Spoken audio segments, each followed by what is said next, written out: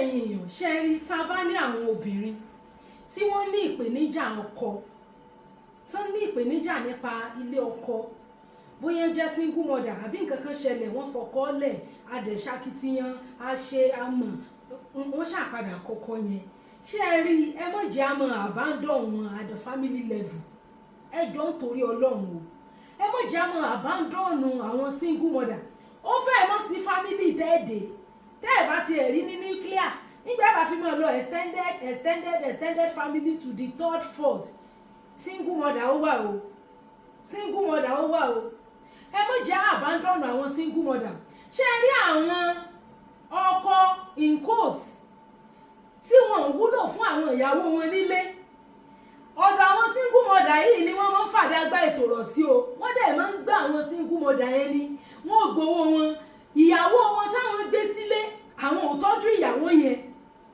that's the challenge wọn ò tọ́jú ìyàwó yẹn tó bá ti wá rí single mother àbí òye yín tó bá ti wá rí single mother wọ́n wá lọ jòkó sílé single mother ìyẹn náà wọ́n á máa dáná fọṣọ sebẹ̀ á mọ̀ ṣe dídíndín á mọ̀ ṣe bíbọ̀ á mọ̀ dídíndín á mọ̀ bọ̀ bíbọ̀ á mọ̀ fún wọn ní oúnjẹ ọ̀sẹ̀ kìíní ọ̀sẹ̀ kejì wọn ní lọlé wọ́n wá sùn jàbàlà sílé single mother yẹn wọ́n rò páwọn ti róbó ọ̀fẹ́ àwọn náà dẹ̀ wúlò ńlé so at the end of the day wọ́n máa ń padà scam àwọn single mother yẹn ni o ọlọ́ọ̀bá ń gbọ́ even àwọn single lady míì wà gan tán gan máa ń fọ́ victim bẹ́ẹ̀ tí wọn ò wọ́pọ̀ single mother kéèsì kan báyìí tí wọ́n ṣe lórí rédíò lẹ́nujọ́ mẹ́ta yìí lórí tẹlifíṣàn lẹ́nujọ́ mẹ́ta yìí tí woman yẹn single mother ni máa yẹ ó ń jọ ṣe man friend and woman friend ń bí friend ara wọn ìyẹn ò wá fẹ́ délé ìlàsẹ̀ máa sọ pé tí ọba fi ọ jí ọ fi ọ ń sun lọ́kà all this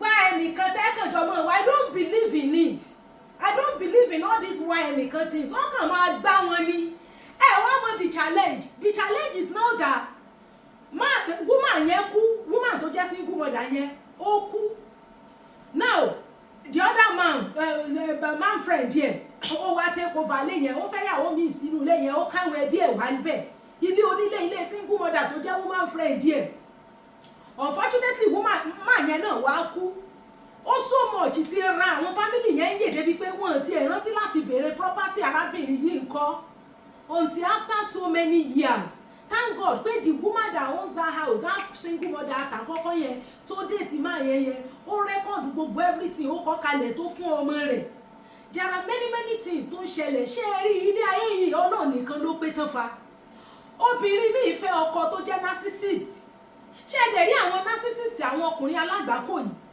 tí ìbá ṣe pé ẹ bá study nípa wọn àwa tá a jẹ́ pé bóyá a kàwé débẹ̀ tàbí bóyá nǹkan kan bá ti ṣẹlẹ̀ sẹ́nìkan rí tó ti ní ìrírí ẹ̀ if a narcissist begin to love bomb you wàláhì ò ní mọ̀ pé narcissist ni àwọn narcissist wọ́n gbé ọ hàn fún gbogbo àgbáyé wọ́n fi ọ hayé wọ́n fi ọ ṣe gbogbo nǹkan wọ́n wo inú rí ó dùn pé o ti dé paradise at the end of the day wọ́n já ẹ kulẹ̀ ni unfortunately àwọn obìnrin narcissist náà wà táwọn ọkùnrin fẹ́ wọn tí wọ́n mọ̀ pé this woman is a narcissist a ti sọ̀rọ̀ much nípa rẹ̀ ẹlòmíì dẹ̀wà tí ò ṣe narcissist bẹ́ẹ̀ ìwà rẹ̀ burú jáì àwọn obìnrin kan ni wọ́n ṣàgbákò orú ọkọ yẹn ọlọ́run méjì àṣàgbákò àwọn ọkùnrin kan náà máa ń ṣàgbákò àwọn ìyàwó obú so tí obìnrin nídẹ̀ máa ń wà vulnerable because a woman tí ò lọ́kọ lórí ó dàbí uncompleted building ni the window is open the roof is open the backyard is open everywhere anywhere ni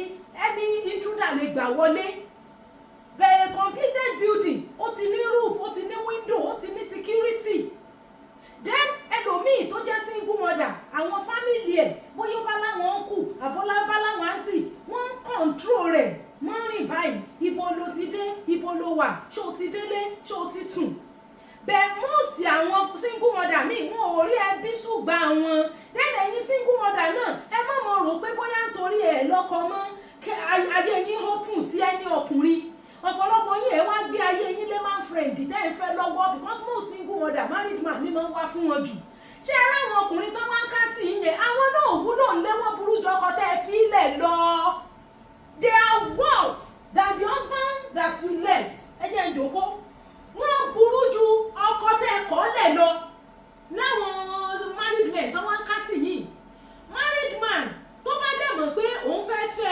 single mother, let him do it rightly. Jẹ́ kó fẹ́ ní the correct way téèyàn ṣe ń fẹ́ ìyàwó. I know what I'm saying. Tẹ́ bá rí àwọn ọkùnrin wọ́n ń gbà àwọn single mother yẹn, wọ́n máa ń gbà wọn nífà. Wọ́n máa ń gbà wọn nífà. Tó máa gbà wọn tán yányán tí wọ́n gbà wọn tó jẹ́ ìpè ní. Ẹ̀yin gan ẹ̀ mọ̀ surprise pé àbí madam lágbájá ìkọ́ ni, àbí ìyá lágbájá ìkọ́ yìí ni, tí ń tajà tí ń sọ̀rọ̀ ajé tó wà òkè táyé ẹ̀ wà òkè tẹ́lẹ̀. Àwọn ọkọ tí àwọn ọkọ lé yẹn wọ́n máa ń gbà wọn ni o, wọ́n máa ń gbà wọn single mother yẹn ni. Ẹ jọ̀ọ́ torí Ọlọ́run gbogbo family tẹ bá ní single mother, ẹ pè wọ́n, ẹ béèrè àlàáfíà wọn, ẹ máa wá wọn lọ, ẹ lọ máa kí wọn. Èèyàn fọkọ kalẹ̀ òmí ìpín òpin ayé ẹ̀ ti dé, ẹ má dà wọ́n nù o. Kọ́mọ̀ ṣe pé máa ń friend àwọn oníbọ́ksàsì gígan, àwọn ọkọ tí wọn ò wúlò, àwọn ọkọ tó fi ń ṣépè lọ́kọ tán wúlò fún ìyàwó wọn lé. Kọ́mọ̀ jọ ní ọ̀wà padà jogún single mother yẹn o. Kọ́mọ̀ ṣe wípé olóbùkú ọkùnrin kan ní ọ̀padà wá jẹ ogún rẹ̀, kò ní jẹ́ kí ọmọ rẹ̀ gan kí wọ́n rójú ráàyè.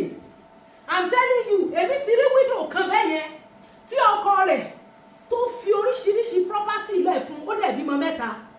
Ó wá lóun ti rí ọkọ mi in court. Ọkọ mi tó rí in court yẹn, ó wá sọ fún un pé kó lọ rèé change gbogbo dọ́kúmẹ́ǹtì property tọkọ ẹ̀ gbélẹ̀, kó lọ rèé change ẹ̀ sí tòun àti tiẹ̀.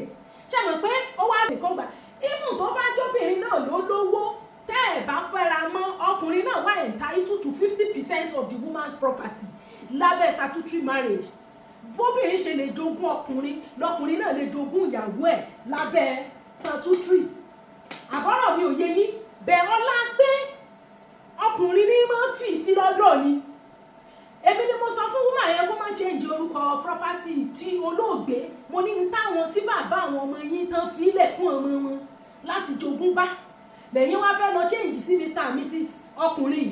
Bẹ́ẹ̀ bá change sí Mr. and Mrs. ọkùnrin tó bá fẹ́ yín tán tó yá tó lòun ò fẹ́ yín mọ́, lábẹ́ òfin statutory kò dàbí customary.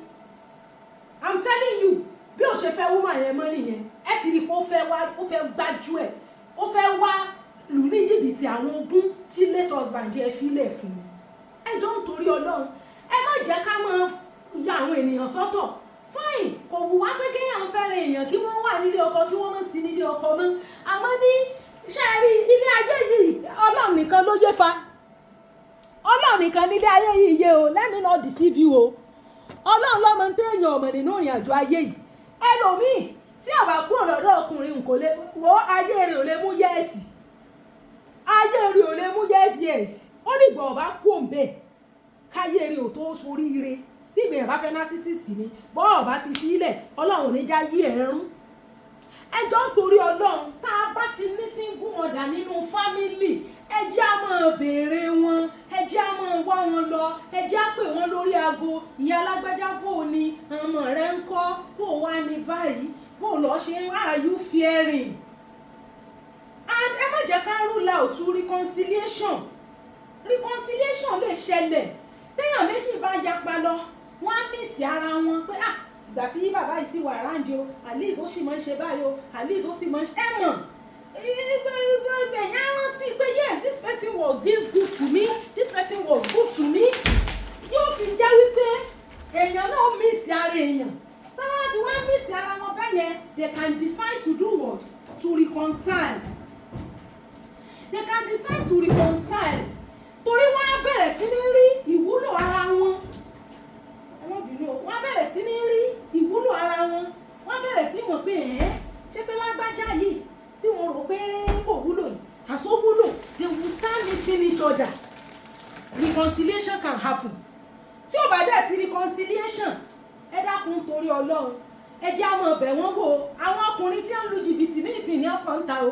Single mother tí wọ́n gbà ní ń wá, wọn rẹ́dí àti fẹ́ yàwó o. Ẹ dákun torí Ọlọ́run o, ìwọ tó bá sì wà nílé ọkọ rẹ, tí ó bá ṣe pọ́n fìyà jí ọ́, my dear sister, jókòó rẹ. Bẹ́ẹ̀ tó bá ti jẹ́ pé ló ti fẹ́ mọ́ la ẹ̀mí lọ, to your tent to Israel. Ṣùgbọ́n gbòòrò tó ń lọ náà, my dear sister, ọkọ̀ guiding ni o. Guiding lọ máa kó o, ó pa bẹ́ẹ̀ rẹ mọ́, ó gbàdúrà fún oore ọ̀fẹ́ àti àánú Ọlọ́run ni o.